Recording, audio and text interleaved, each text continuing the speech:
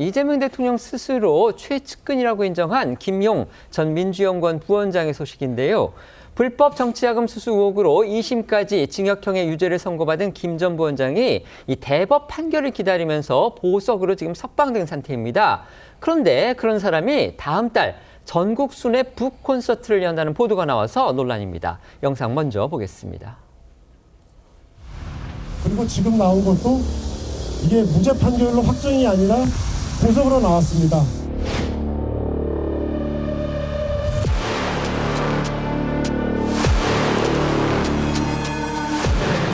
김용은 무죄다. 김용은 무죄다.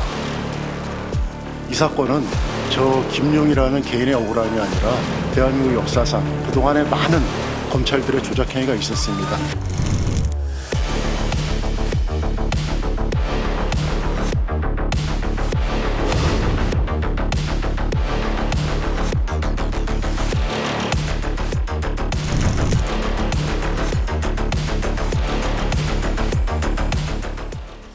김용 전 부원장의 북콘서트 소식은요, 오늘 동아일보가 보도했습니다. 그렇습니다. 동아일보는 김용 전 부원장이 대통령의 쓸모라는 제목의 책 발간을 앞두고 있다고 보도했고요. 이와 함께 다음 달부터는 전국 순회 북콘서트로 진행하며 구체적으로 다음 달 12일 국회 의원회관에서 첫 회가 열릴 예정이라고 전했습니다.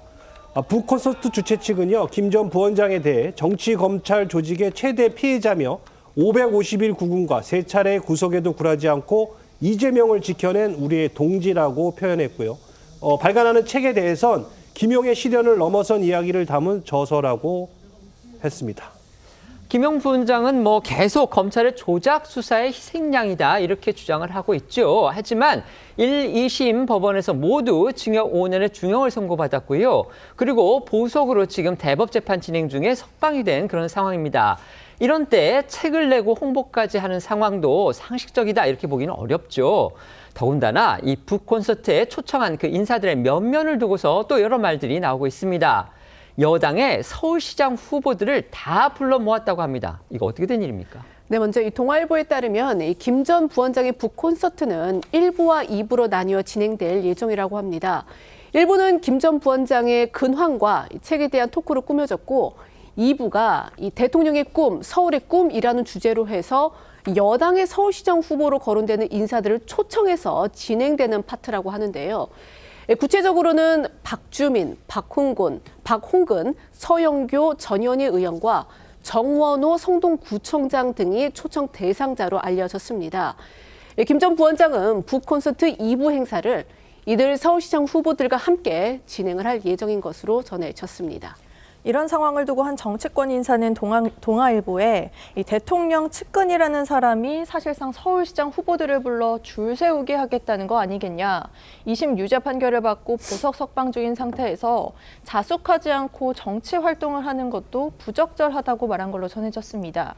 또 한 현직 부장판사는 이 보석 조건에 증거인멸을 하지 않도록 돼 있는데 북콘서트 내용에 따라 자신의 의혹들에 대해 관계인들과 입을 맞출 수 있다고 지적한 걸로 동아일보는 보도했습니다.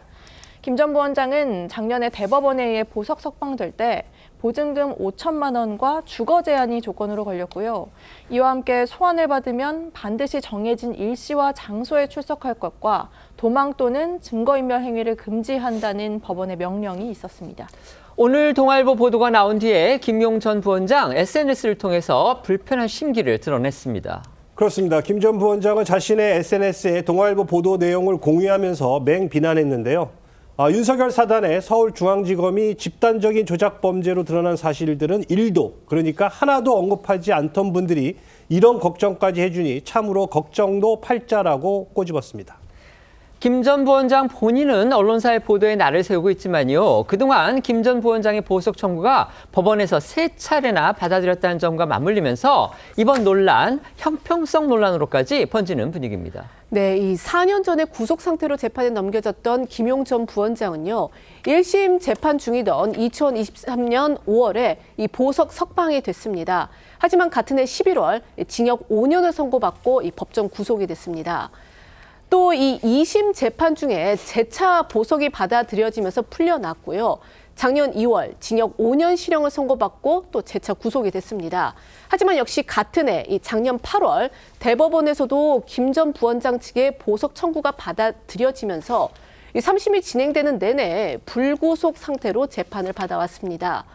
특히 작년 대법원의 보석 인용 당시엔 민주당의 김기표, 김승원 의원 등 여러 의원들이 김 전 부원장을 맞이하기 위해서 교도소 앞에 집결을 해서 뒷말이 나오기도 했었죠. 당시 국민의힘에서는요, 유죄 판결받은 차를 하루아침에 결백한 동지로 둔갑시키며 법치를 능멸하고 있다라고 비판한 바 있습니다.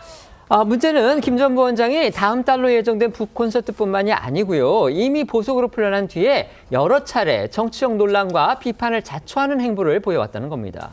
그렇습니다. 이 말씀하신 대로 김 전 부원장은 지난달에도 국회의원회관에서 민주당 김승원 의원 등이 주최한 정책토론회에 참석했는데요. 당시 주제가 조작검찰 어떻게 할 것인가라는 것이어서 1심과 2심 유죄 판결을 받은 형사피고인이 나서는 게 맞냐 이런 비판을 불렀습니다. 하지만 김 전 부원장은 이에 아랑곳하지 않고 토론회에 나서 2심에서도 유죄 판결이 내려진 자신의 사건에 대해 검찰이 1심 때부터 사건을 조작했다고 성토를 쏟아냈는데요. 이날 함께 자리한 일부 민주당 의원들은 대법원을 겨냥해 김 전 부원장에 대한 무죄 취지 파기환송을 주장해 논란이 되기도 했습니다. 당시 발언들 듣고 오시죠. 김용이라는 개인의 억울함이 아니라 대한민국 역사상 그동안에 많은 검찰들의 조작행위가 있었습니다. 내란의 출발이 검란이었다 생각합니다. 3년 전에 이재명 대표를 잡으려고 사건을 조작했는데 결국은 못 잡았습니다. 그래서 3년 후에 작년 12월 3일 날 저는 내란이 일어났다고 생각됩니다. 제가 170일간 그 정치검찰 조작기소 대응 특별위원회를 TF에서 특위까지 끌어올리면서 확신을 갖게 된 건 김용 전 부원장은 무죄다라는 그의 형제와 같았던 김용 부원장을 공격했던 정치검찰의 노름이 이제 하나둘씩 그 추악한 모습이 만천하에 드러나고 있습니다. 이뿐만 아니라 김 전 부원장은 지난달 18일엔 친명계 이건태 의원이 주최한 특광에도 연사로 초청돼 검찰의 조작 수사를 주장했습니다. 이 강연은 이 의원의 지역구인 경기 부천병의 민주당원들을 상대로 이뤄진 정당 내부 행사여서 이 보석 석방된 형사 피고인의 행보로는 적절하지 않다는 지적을 받았습니다. 이재명 대통령의 최측근, 이 대통령이 직접 그렇게 지목을 했죠. 나의 최측근이라면 김용 정도는 돼야 된다. 이런 식의 얘기가 있었던 걸로 기억을 합니다. 그 김용 전 민주연구원 부원장이 다음 달에 여당의 서울시장 후보들을 한꺼번에 초청을 해서 북콘서트를 연다는 보도가 나와서 지금 논란이 벌어지고 있습니다. 아시다시피 대통령의 측근, 친인척 이런 분들의 어떤 생활에 대해서 감시하고 검증하는 그런 곳이 대통령실에, 그러니까 지금은 청와대죠. 청와대 민정수석실일 텐데 이렇게 지금 대법원 재판이 계류 중이고 그다음에 보석 상태인 형사 피고인이 돌아다니면서 정치 활동을 하고 자신에 대한 검찰의 기소를 조작이다 이렇게 계속 외치고 있는 상황을 과연 청와대 민정팀 같은 데서는 그냥 지켜보고만 있는 건지 여러 가지 생각해볼 문제가 있을 듯합니다. 어떻게 보십니까? 얼마나 사법 시스템이 우습게 보였으면 또 무시하면 이런 일을 벌일까 싶습니다. 저는 당장 법원이 이 보석을 취소해야 된다고 봐요. 왜냐하면 보석 중인이라는 것은 지금 형이 계속되고 있는 상황인데 일단 여러 가지 조건을 걸어서 일단 석방해 놓은 거 아니겠습니까? 근데 김용 씨 같은 경우는 그동안 세미나도 참석하고 출판 기념회를 일단 또 한편으로 영리 행위잖아요. 출판을 해서 또 돈을 받고 하는 거지 않습니까? 또 많은 다중들이 모이기도 하고 더군다나 지금 지방선거 주요 후보자들을 전부 다 초청을 했고 그것도 한 차례가 아니고 국회의원회관에서 또 더구나 전국적으로 또 하겠다는 의미는 자 이렇게 되면 이제 앞으로 우리나라 사법 시스템에서 예를 들어 대통령 측근은 괜찮다는 의미인지 그런 나쁜 메시지를 줄 수가 있는 거거든요. 그렇기 때문에 저는 이거는 본인이 하지 않으면 민주당이 나서서라도 아니면 국회 차원에서라도 또 대통령실의 민정수석실에서 차원에서라도 당장 취소시켜야 된다고 봅니다. 자, 이러니까 아무리 우리나라 사법 시스템에 대해서 신뢰가 이렇게 땅에 떨어지는 거 아니겠습니까? 또 최근에 전재수 지금 의원 같은 경우도 본인이 지금 통일교 관련된 수사를 받고 있는데 이미 출마를 기정사실하면서 플랜카드까지 걸고 있는 거 아니겠습니까? 우리가 우려했듯이 사법 형사 시스템이 붕괴되면 바로 이런 결과, 즉 대통령과 여당의 핵심 인사들은 아주 버젓이 이걸 무시하는 현상이 드러나고 있다. 너무 안타깝습니다. 네. 야당에서는 김용 부원장과 관련해가지고 충분히 비판할 수 있다고 봅니다. 하지만 민주당의 당원과 지지자들은 김용 부원장 자체가 구속이 550일 동안 부당했다고 생각을 합니다. 그 증거는 유동규의 진술만으로 가둬놓고, 근데 유동규가 과거에 3억 원의 돈을 김용 부원장에게 준 게 아니라 본인의 채무를 갚았다는 어떤 증거가 나오면서 이러한 민심이 더 커지고 있다는 것이 민주당 당원과 지지자들의 의견이기 때문에 이 부분에 있어서는 정치적으로 평가를 받을 것이고, 또 김용 부원장과 민주당도 사실 민주당 당원들의 마음도 중요하지만 또 중도층의 마음도 중요하기 때문에 유심히 살펴야 되겠다, 이런 생각을 합니다.